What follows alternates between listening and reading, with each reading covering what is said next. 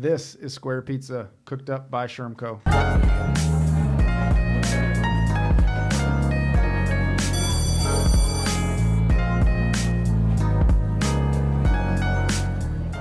Hey everybody, welcome back to another episode of the Square Pizza Podcast, a podcast about making the good things about school even better. And so today's episode, we had the great privilege of interviewing Sarah Carpenter and John Little from Memphis Lift. And so if you don't know, we're going to put more information in the show notes about Memphis Lift, but they are essentially a parent-run advocacy organization based in Memphis, focused on ensuring that they are supporting all families to understand their options of attending high-quality public schools. And so we'll talk in the interview more from Sarah Carpenter, who is from Memphis and who's been leading this work for a long time now. And then kind of her counterpart, John Little. John helped Memphis Lift get off the ground and is now moving to other cities and helping other families and other parents based in those cities run organizations similar to Memphis Lift. So we think it's just really cool. So often these things are not taking place, and for John and Sarah to be working to bring the power back to the families and back to the communities in which power is often ripped away from them. We think Memphis Lift is an example of some really exciting work that should and is continuing across the country. But really was a really fun interview, focused on everything from the best barbecue place in Memphis to eat. They've been talking to a number of Democratic candidates. And so we get some insight about what it's like to meet and talk to a Democratic candidate about public education. And then really just talking about the powerful parent network that they're building in Memphis across the country and what change can really look like when parents leading a revolution for other parents to ensure kids have access to high quality schools. So we're really excited about this one. We think it was fun. We think it was really insightful. Thanks again for checking it out, and let us know what you think at the end. And I'm going to say hi to Kelsey. Morning, Kelsey. Good morning, Greg. How are you? I'm pretty good this morning. What'd you have for breakfast? Reoccurring question. I just had coffee. Coffee. Yeah, that's all I could handle this morning with a migraine. Hopefully we're going to get Nurse Kelsey back to health through the podcast. Yeah. All right, good morning, folks. So we're recording this on a Thursday morning. We have some really cool guests coming all the way from Memphis, Tennessee, and also Nashville, Tennessee. So we got the whole state of Tennessee covered. So let's quickly bring in and introduce Miss Sarah Carpenter and Mr. John Little. Miss Sarah, how you doing this morning? Doing well. Thank you. Of course. John, what's the word? Man, it is. I'm live and well and just getting through the storm. Yeah. Fired up and ready to go? All day. That's all we can be to get through this storm. Yeah. So for context for our listeners, John Little and I have a little bit of work experience, so we're going to try to limit the inside jokes today. But I've had the privilege of knowing John for almost 10 years now. And so always a blessing to know you for every one of those years, but appreciate you also coming on the podcast today. Same here, man. I took your term, win the day. So I use it everywhere I go now. That's all we can do. And Greg told me some stories about your time in Nashville together. And John, I just want to ask you what it was like to work with Greg back in the day, because I work with him now, so I know now. Oh, yeah. Greg was great. He was the enforcer. I mean, he was the smart scientist with muscles. And so some of the best stories, and we can talk about it later, but being walking one of the housing projects that had a really bad school and talking to parents and kids, and some of the residents straight running up on Greg and like telling him he needs to leave, and Greg was like, "Oh yeah, you're playing?" Like, no, like you need to leave, and Greg's like, "Oh, like they're serious, like let's get out of here." And then an academic story, what parents used to love, I told them about a science project that Greg did with the almonds and making almonds into candles with the mozzarella cheese sticks we had, and kids just loved it. And the parents I was recruiting loved it. It was a real candle, John. It was a real candle. Giving away my magic. Yeah, John and I have some. Oh, that was a good one. Have some stories both in communities with families, but I could play good cop, bad cop because as the dean of students, if I had to lay it down, but John then had to help us deliver the message at home too. So John and I have some stories for days about the pros and cons of dean of students work and hardcore discipline in that way.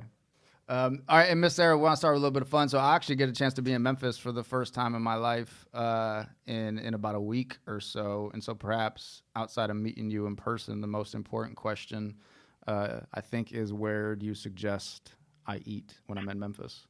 I suggest A&R barbecue to everybody. John know that A&R is just the best. We got Cozy Corner also, who have great barbecue, but they got great ribs to me. But A&R got the best pulled beef and pork barbecue to me. So that's perfect. If I want ribs, I go to Cozy Corner. If I want pulled pork, I go way out to A&R. John, barbecue. you co-sign that, I imagine? Oh, yeah. The Cozy Corner, those ribs are good in AR. I never had it until I was with the Memphis Lift and realized that there was really good barbecue. Okay, perfect. Well, I'm going to check it out and maybe send you a note, Miss Sarah, when I get there. We get there on the 17th of March. The 17th? Yes, ma'am. Yeah, we need to hook up and go to lunch or something. Okay, perfect. Yeah, we'd love to. It'd be our guest. That's on a Tuesday. Yeah, we'll be there until Thursday night, so we might have a little bit of time. Yeah, cool. Perfect. And John, I know, we want to pay respect to the things happening in Nashville with the, we're recording this as recently as some of the tornadoes came through. You are you're from Nashville, and I obviously got to spend some time there, but how is the community doing? How are things going in Nashville right now after the storms? I'll tell you, I'm an optimist, but working the community yesterday in North Nashville with some of our hardest hit areas that were not getting coverage, and walking around like roofs were blown off. The only thing that was left in one house was the bathroom. And the first 2 days, Tuesday and Wednesday, were fine because the weather was good in both morning, afternoon, and evening. But today, it's really chilly. And this is where the real struggle comes in, because a lot of these people own their homes. They had them for generations, and they likely didn't have home insurance. So this is where it gets real. Mm-hmm. And I know it's tough, and nobody can really do anything now besides respond. At least appears from afar, from friends on social media and the news. It seems like the community is really showing out to try to support as many residents as possible. Is that true, what you're seeing right now? I don't get emotional, but yesterday going through those communities in North Nashville and West Nashville, what I've seen was just an army of people here in Nashville, but all across the country. I mean, you just see men and women bringing their chainsaws in their work boots. And I mean, it was devastating, but I think the happiness in the residents saw that people cared enough about them to give up their whole week to help them just get out of this devastation. Well, our hearts and thoughts are with you guys. I know the community will pull through, perhaps maybe transition to a little bit of a brighter note. John, tell us about Little John, your son. How's he doing? Man, I'll tell you, Little John is becoming a teenager. He's in the double digits. I was thinking about that. 11. I know. Sorry to cut you up, but Kelsey asked me how old he was. I was like, well, I met him in 2011. I think he was like 3 or 4. And I was like, shit, it's been 9 years. So he's like a grown man by this point. Yeah. He grew up in our schools, and so he was the kid who just loved to be joyful, wanted to be so helpful.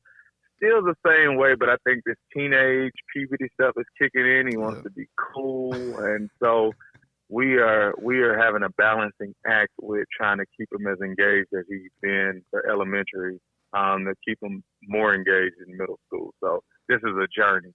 I mean, you should have that down with all the time you spent in middle schools dealing with puberty and kids acting cool. You should know exactly what to do, right?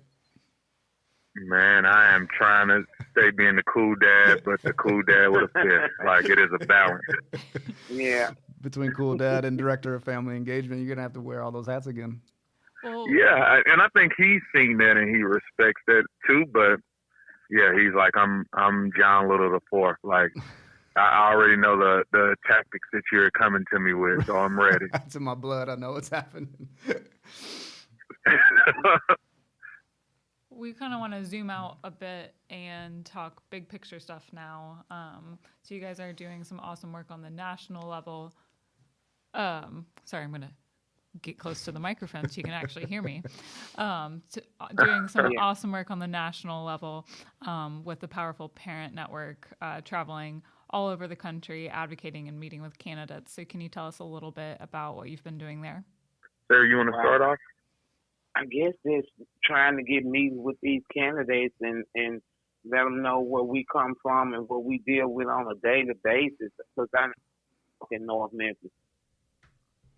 Miss Sarah, you broke up just a little bit. Will you finish that last sentence, please?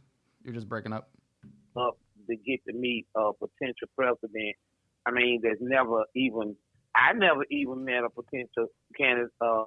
And traveling with the people that we travel with, we like family, man. And I mean, it was so funny. John had got off the bus and we was all going our separate ways, and everybody on the bus was like boohooing and crying. That was so funny. It reminded me of like when my friends moved out the neighborhood. Growing up, my friends moved out the neighborhood, and I just said, God, so we like family, you know, and when we departed, that was like sad for us. Yep. And I mean, this can go so many. Yeah, go ahead, John. Go ahead. Yeah, just to add on what Sarah said, this has been a journey. You know, our first trip in Atlanta, we were we wanted to be heard. Elizabeth Warren was in Atlanta. It was talking about representing for Black women, and 80% of our group, really 90% of our group, were Black women at the time. And so we wanted to be heard, and approach the way it happened. You know, it was challenging, but I think what happened for the people who were in the network with us in Atlanta, they realized the power you have when you use your voice.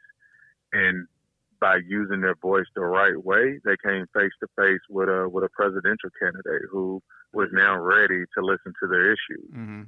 Right. And you've had, I think, from tracking you guys on social media and a few other things, it looks like, Mayor Buttigieg, I believe if I said that right.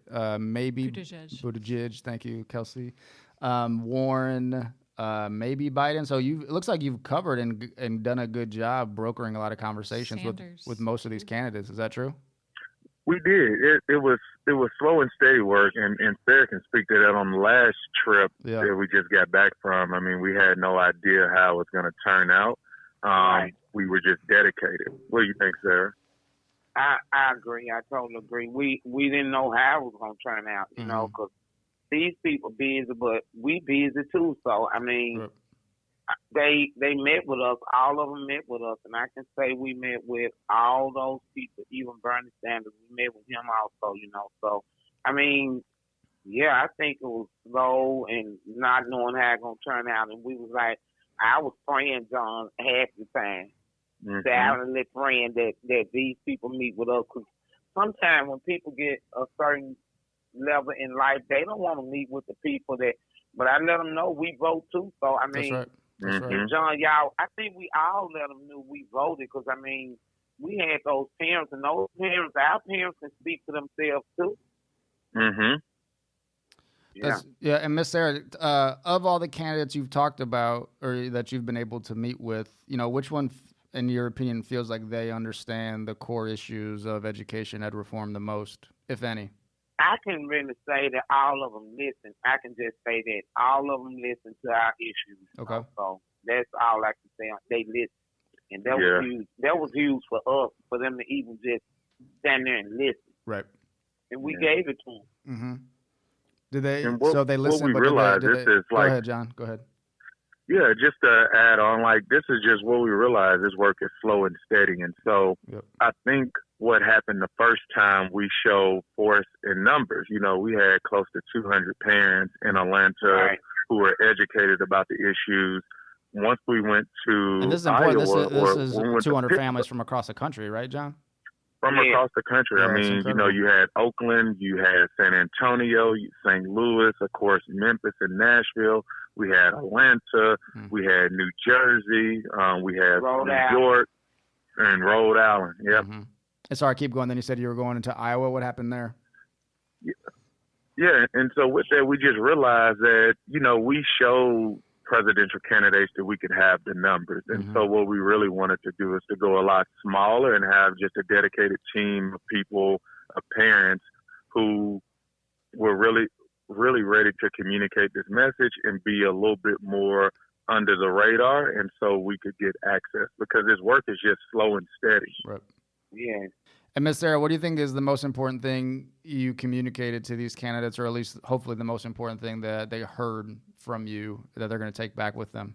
about our children. You know, we care about our children, and so many times in the black community, people seem to think that people don't care about their children. I haven't met a parent yet, and I've been working with parents for over 25 years, and I haven't met a parent yet that don't want what's best for their child. So, I mean, and everywhere we go, and John can tell you, we talk to parents, you know. We talk to parents, and everybody wants the best education for their child. Yep. Everybody. I don't care where they come from or what their zip code is.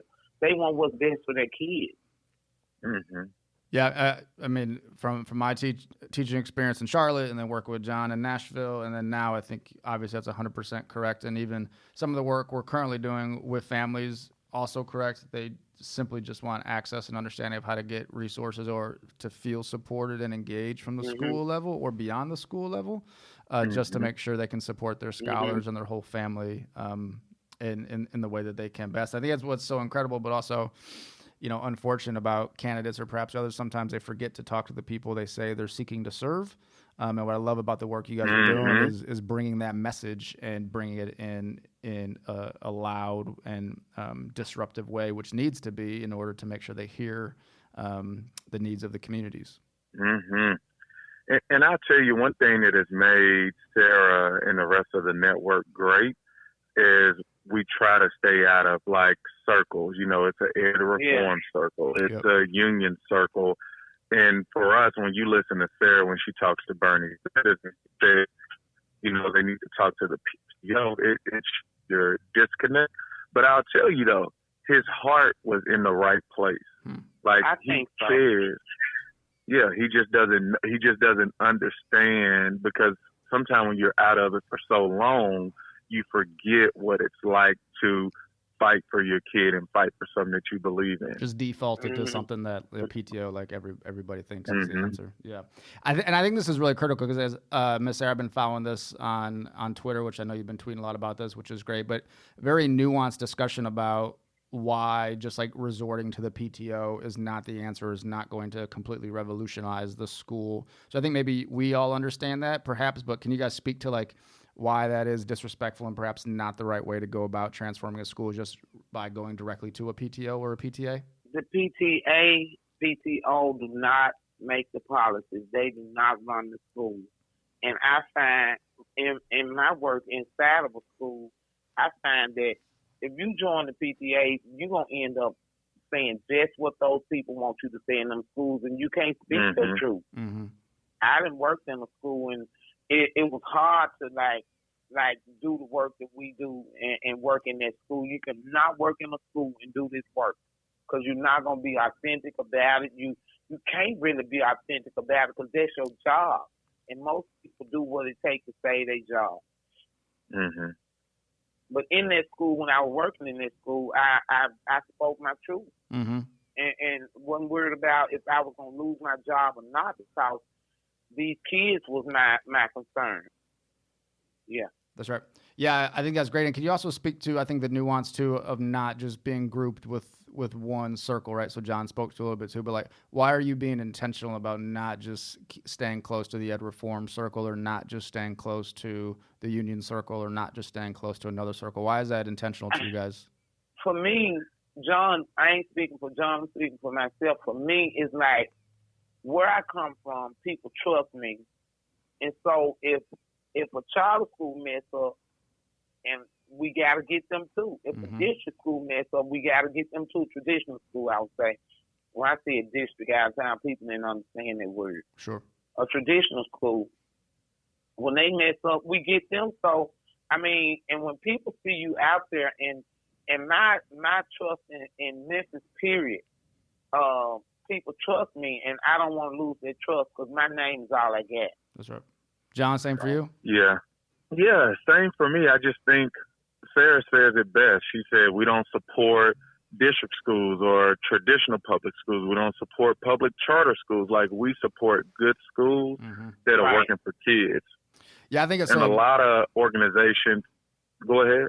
No, I was just gonna to build off that, John. I think it's so so critical, right? The nuance of it. And sometimes, whether it's the media or other people, will try to pit certain people against each other, right? About charters or districts or good schools versus bad schools. And I think the people I respect the most, like you guys and other leaders in the space, they don't really care about labels. They just care about good opportunities and options for kids, especially kids that have been denied access to good and high quality options, right? So like, let's get rid of the labels and let's just figure out what the hell works for kids and all families across the country, and let's just do that. And that's what it's about. I mean, yeah, it's just that simple. I mean, I just can't get caught up. We wiggled our way out of it. We told our own story. We told our story when people said we were charter advocates. Now they know we advocate for great schools everywhere we go, and it's needed everywhere we go. And and because it's so intentional, it puts you guys in such a strong position, because then people can't pinpoint you on one thing or pigeonhole you on one thing, because nobody can really publicly deny how important access to good schools are for everybody. And so it'd be easy to write you off if you were just district, or easy to write you off if you were just charter. But since you guys are so genuine and care about all kids, they have to listen to you no matter what. Right. And I got a theory about that. I mean, we all remember Martin Luther King Jr. and his impact that he had on America. I mean, it gives me the chills just thinking about it. But I don't think he was dangerous until he started talking about the Poor People's Campaign. And what he did, which was magical, he took himself out of the black empowerment box to get civil rights for black people. It's poor white people all across America who have bad schools, who are segregated just as much as we are. And so what he was trying to do is bring people together. And that's what makes it dangerous, because he was getting outside of a box. That's right. Yeah, I think that's a perfect analogy, John. And I think at a national level, just speaking to the candidates and some of the work you guys are doing now, but if we kind of zoom in on Memphis and Memphis Lift, Miss Sarah, can you talk to us about why Memphis Lift exists and some of the work you guys are doing there? Memphis Lift exists because John and Natasha came to Memphis to get us started. And I mean, I didn't believe them because so many people have came to our community. I still stay in the same community that's underserved. And I just believe in my heart that I'm meant to be here at this time, And they came and they found parents. They didn't go to the PTO or the PTA to look for those parents. They wanted parents that was unafraid to speak out on the issues. And John heard this story 1,000 times. I didn't believe him. Not even John. I didn't even believe John. Why? Why, Miss Sarah? But because people have came to our community and capitalized on our community and wasn't genuine. Or you thought it wasn't genuine. Us, and when people come to our community and get grant money, all kind of money to do things in our community, and you turn on the news and they done misappropriated funds and stuff like that, and they gone, bam. I got a good experience in my community. Organization came here, got $6 million to run this organization, and 2-3 years later, they was on the news for messing up money. And I'm just used to people saying they gonna do this and they gonna do that, and it never happened. And when John and them came to Memphis, they said, we gonna turn this over to the parents. We believe parents should be leading this movement. And we're a group of people made up of grandparents, parents, community people, and we those voices that's from all over Memphis, all across the city, out of different neighborhoods. And I mean, John and Natasha gone, and we still going 5 years later. And so I trust them. We like family now, man. So that's what they said what they were gonna do, and they did what they said. So that's what trust you have to. I mean, when you come to a place where nobody never came in our community and said the community know what's going on in their own community, they should be leading this. Nobody never said that to us. Nobody. And I talk about the gatekeepers everywhere I go. And the gatekeepers are middle-class black people that have always spoke for the poor community. And nothing against them, but we can speak for ourselves now. Sure. And now we're educating parents to speak for themselves. And so I don't bite my tongue when I say what I say, that we gotta start talking to our own people. We gotta talk to our own people to fix some things also. And John, will you tell the listening audience why you felt so strongly about giving the work and over to Miss Sarah and the rest of the families rather than like you running it yourself or somebody else? Yeah, I think it started with the work in Nashville. We were working with this program called The Voice, and The Voice had like the best intentions. We had orange shirts. We advocated for issues on a statewide level, but the worst thing that was wrong was that the agenda was already created. Mm. And what we by believe who? when parents so created by somebody other than the families? The agenda was created by somebody other than the families who had their own personal agenda. And it was for best intentions. Sure. But the way I saw those parents advocate to state legislators for issues that they believed in, I realized it was real important that we always believe that you can teach people anything. You can teach people how to advocate, you can teach people how to lead, but you can't teach heart. That's right. Like heart is just something that you get with experience and what you believe in. And when we saw Sarah, we realized that, like, that's it. Like, she has the heart. She is unapologetic. She is unafraid, but she's loving. And those are characteristics that people need to really start a movement. Mm-hmm. And so we were honored to find Sarah. I was like, sheesh, like, because I had heard about Sarah Carpenter. But like she said, people really wasn't utilizing her the right way. Mm-hmm. Right. And Miss Sarah, can you speak to some of the specific offerings of Memphis Lift programmatic-wise? We run a 10-week fellowship where parents go through our fellowship 10 weeks, and they graduate and they learn how to advocate. They learn everything from public speaking to going to school board meetings and the landscape of education. And man, when you see the look on these parents, we got parents come through this program that don't even know it's a per pupil funding. They just think the law says send your kids to school, and that's what they do. And I'm like, people get money to educate your children. They don't just send kids to school. Yeah. So, I mean, and just those little things that parents don't know. And it's because, I mean, it was a time I didn't know that. So, I mean, and when parents find these things out, they go out and they be ready to advocate, man. So it's little bitty things that they don't know that they should know. And schools do, especially schools that's not performing well, they don't want parents to know. Yep. That's what we find out. Well, it's not really easy to find that information, right? Even if you're well informed to have access to technology and a laptop, like they don't make it very easy to find it for everybody. Exactly. So, I mean, we got parents coming here every day, all day, with issues at school, and some issues can be fixed. And I tell Miss Renee do our source counseling. That's where parents want to find a great school for their kids. Mm-hmm. And I tell Miss Renee, let's try to fix the issue first, because I mean, we can't keep running. We've been running since slavery. We can't keep running. Mm-hmm. We gotta stand right there and say, y'all gonna fix this in our community. We want to fix, and we want to fix now. So, I mean, that's another way of advocating, too, to let the school know that you commute into our communities every day to render a service, and that's what we expect you to do. That's incredible. Sometimes it works out, and sometimes it don't. Right.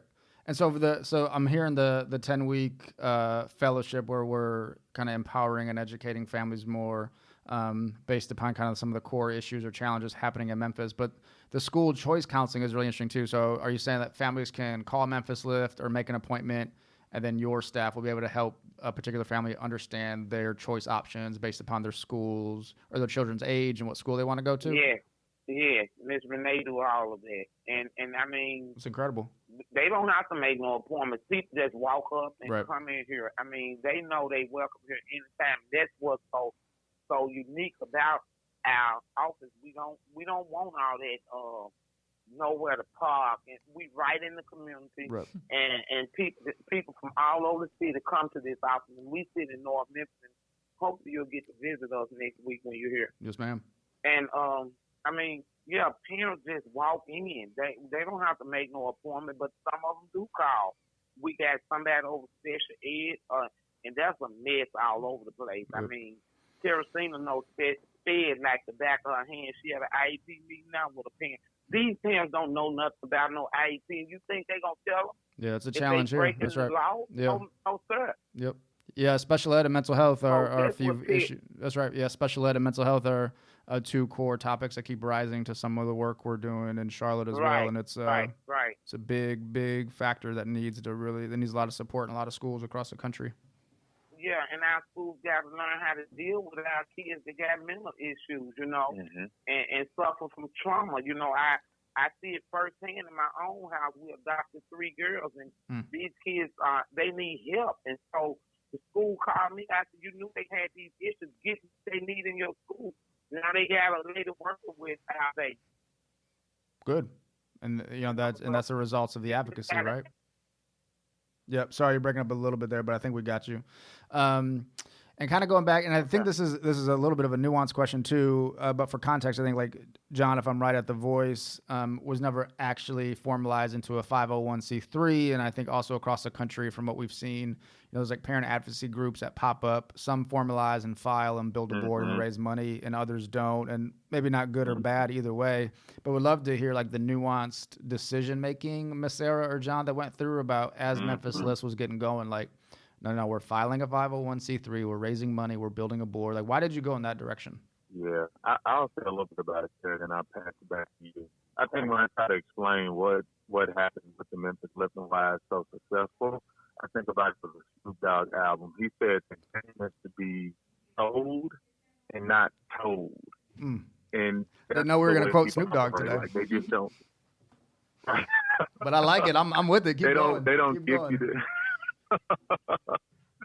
But one thing that we did with Sarah, because we knew it was just a belief, if you have the heart in this work and you're willing to do whatever you can for kids, like you can learn anything. And what Miss Sarah did with everything that she has learned and will learn, like she gives it back to the parents. And so why the Memphis Lift is so dangerous, because you have hundreds of parents who understand what per pupil funding is. They understand their rights around SPED. They know how to identify a handbook and hold the school accountable to the handbook, because that's a policy that they hold themselves to. And that's what makes them so dangerous, just knowing the game.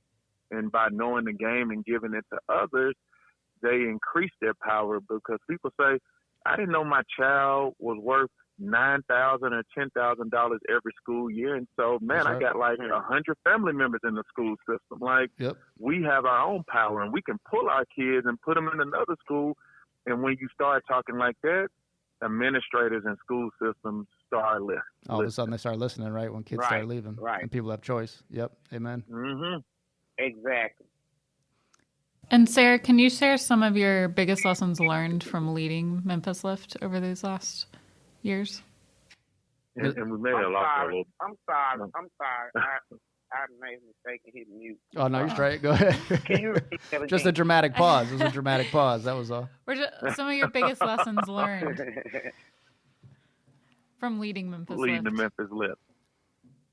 Oh, God. That every day I thought I wake stumped up and learn you. something new. Can you hear me now? Yes. Every day I wake up and learn something new. It's so much I didn't know. All them years I was out there screaming and advocating. And it's different when you lead an organization. I mean, it was so much I didn't know. I knew how to scream at people, and I knew how to get what I needed for kids, but I didn't know all the technical stuff. And thank God for John and Natasha and the support team that helped us with this stuff. I mean, I barely knew how to turn on the computer. I just got to be honest. I just got to be honest. But I have learned so much that every day I wake up to learn something new. Yep.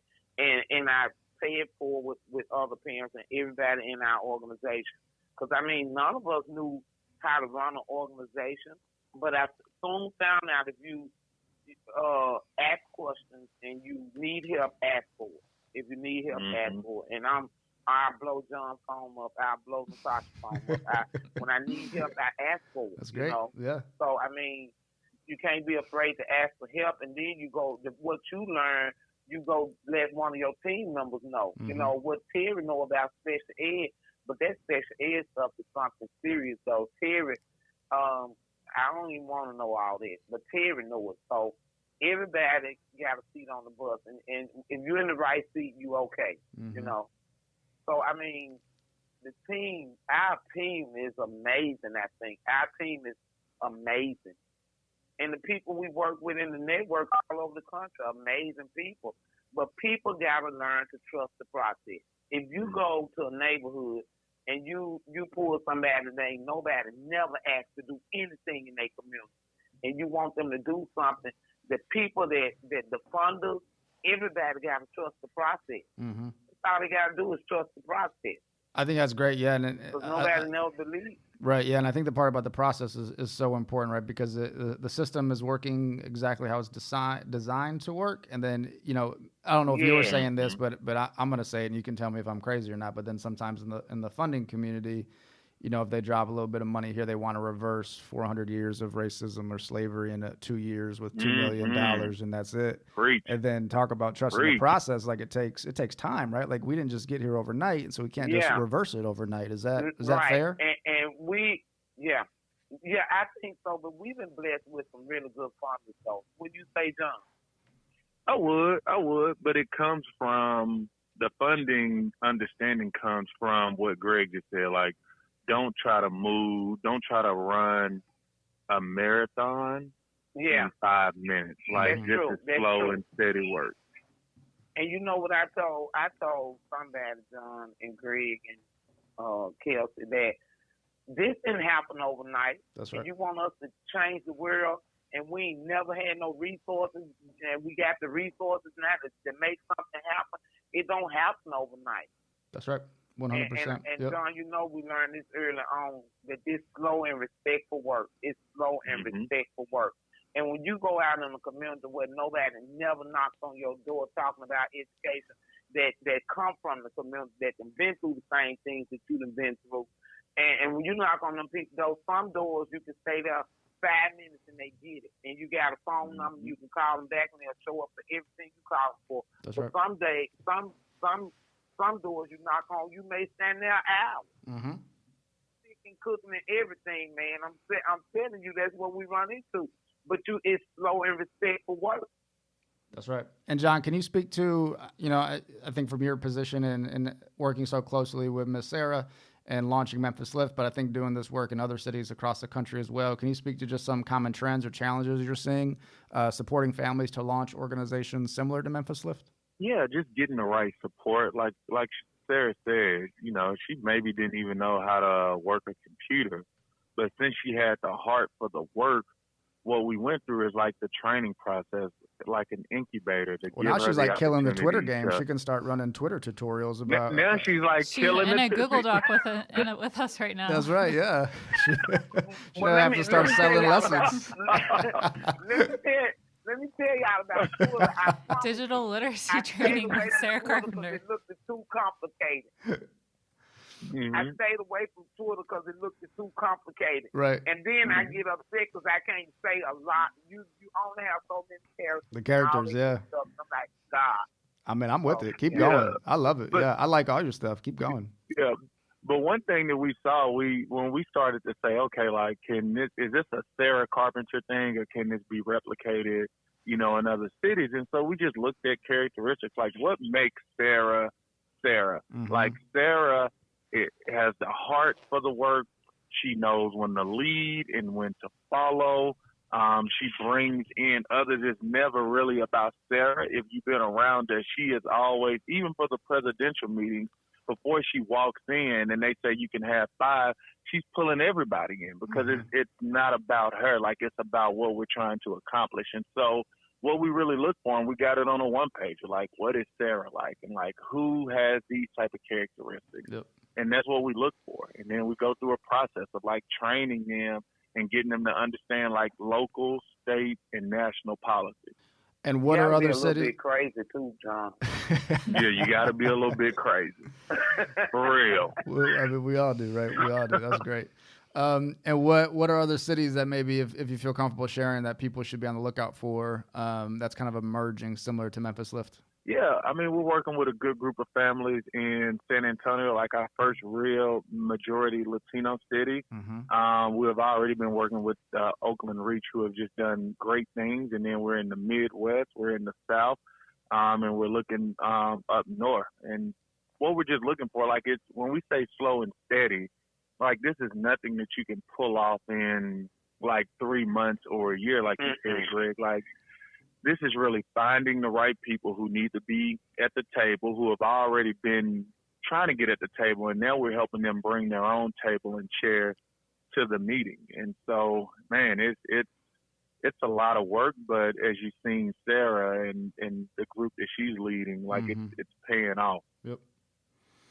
Well, we're based in Charlotte, so we're a little biased, but we think here in North Carolina, we'd love to have you guys. So let's maybe that's an off the record conversation. The South. But yeah, we got some ideas for Charlotte pretty soon.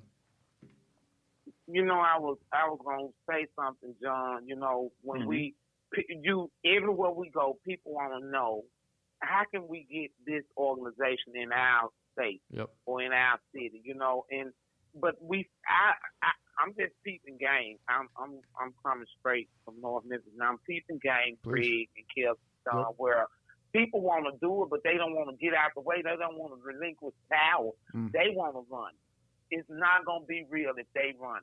You cannot work in a school and run this kind of organization. You cannot come from the top to the bottom and run this kind of organization. You got to go in communities and let parents do it. And now I say, I'm not the expert in school, but I'm the expert in the community. That's right. Yeah, I would agree. And do you think do you think that's pride, Miss Sarah? Like, what is it? Like, is it fear? Is it the unknown? Like, where is the gap between people understanding with the power that the families are the one that need to be leading this? I don't know. I guess they don't think parents could do it. I mean, people looked at me funny. I'm just gonna be honest with y'all. Sure. People looked at me funny because I don't speak like them. I'm who I am. Yep. You know, and that's who I always be. You can't knock on people's doors with the student town. They gonna think you're the insurance man. Yep. You know, John knows that's right. You gotta meet them where they are and take them where we trying to take them. You can't not meet people where they are, and that's what's so unique about parents leading this thing. 9 times out of 10, every parent that came through this door. I'm a little older than most of them. There's some grandparents in there that's older than me, but I mean, I done been through just what they done been through, you know, and you can stand and look them in their face without telling a lie, saying, I've been through that. I'm tell you what I did, you know, and we support them, you know, so it's easier said than done. That's all I'm going to say. It's easier said than done. Yeah, we definitely love the focus on execution and implementation from our own organization, but also from those across the country as well. I mean, we got ideas for days, right? But the people and the leaders to be able to start doing it and actually get to work, that's where change really happens. So we appreciate you guys for that. Some snaps up here. Yeah, we like some snaps. John, we still do the snaps in Charlotte, so we hope y'all are cool with that. Yeah, man. We still do it too. Snaps started in Nashville. That's the origin story. Snaps originated in Nashville. All right, y'all, we're going to transition to some rapid fire questions. Let's start with Miss Sarah first, and we can kind of ping pong back and forth. Okay. So, Miss Sarah, if we said, what's the most innovative kind of thing happening in public education right now in Memphis or across the country, what would you say? The most innovative thing. What can I say? Yeah, we're in a mess in Memphis, and that's what's not happening is innovation. People, you know, still want to work like it's 1970 and it's 2020. I really can't even answer that. Okay. I would say you guys. I'm being biased, but I think what you all are doing. I can say parents rising up. There you go. I can say that. Yeah. I can say that. I'll say it too. Yeah. That's the most innovative thing to me. And I'm not just saying that because we the parents rising up, John. Y'all. I'm saying it because it's never been done. That's and right. I've been out here a long time, y'all. And it's working. It's never been done. I told you, the gatekeepers locked the gate on us in our own community, so it's never been done. So, yeah, I would say parent voice is the most innovative thing going on in Memphis now. And keep going. Good. John, you agree? Yeah, I would agree. I think that's the most innovative thing, to trust parents as partners. And I would say with that, there are people who are still trying to do it the cheap way with a few orgs, but now parents are coming to the table and things are getting done. So I agree. All right, John, we're going to stick with you for the second rapid fire question. If you had to give our listeners one actionable thing to do by the end of the week to improve public education, what would it be? Rapid fire. build relationships with policymakers. And so build relationships with policymakers and be able to get access to tell them your personal story on why we need change. Very cool. Miss Sarah, one actionable I thing. would piggyback on what John said, build relationships. All this work is about is building authentic relationships with everybody, parents, policymakers, legislators, local government, everybody. I got to piggyback, and we didn't talk much about that, and that's the key to this work is building relationships. It's hard to build relationships when you're trying to disrupt a system that ain't even built for us, and it's hard to build relationships in some places, but with the parents, we build relationships, and we can call 100 parents and they'll show up tonight. If we get on the phone and start calling, they'll show up tonight. And that comes from strong, authentic relationships. Yeah, and I would just say, I mean, the incredible thing, too, is you're able to build relationships with families, with principals, with superintendents, with presidential candidates, and that's a skill set in itself, right, that you guys both know. But the ability to do that is innovative in itself, to build those relationships at all levels, right? You're not just selling coffee. You're not selling balloons to people that want balloons. You're selling change and a vision that not everybody has at the moment. So I think that piece is incredible. Mm-hmm. All right, and perhaps the most important question of the day, Miss Sarah, we'll start with you. If we asked you what does square pizza remind you of, what would you say? Well, what does square pizza remind me of? Just sitting down, having a conversation on the couch. That's what it reminds me of. Mm-hmm. I like just that. Talking. I like that. I mean, food and community. Just sitting in somebody's house, just talking. That's great. John? Yeah, elementary, middle, and high school, man. Just acting up in the cafeteria, asking people are they going to eat their pizza. Like, that was what a happy day. You about to eat that piece, or you want to give it up? Don't forget the school, John. John, don't forget them school cookies. Come on now, I love them all. Cookies. John, I can see you walking around the cafeteria and say, hey, you going to eat your pizza. You want that pizza? Yeah. John did that a few years ago. John didn't do that in school. John did that with some of the fifth graders. That was a common practice. Y'all ain't eating that pizza? You can't let it go to waste. Some things never change. Right. That's John Little. He'll just pick up your fries off your plate. Okay, so we ain't gonna tell him Okay. Straight.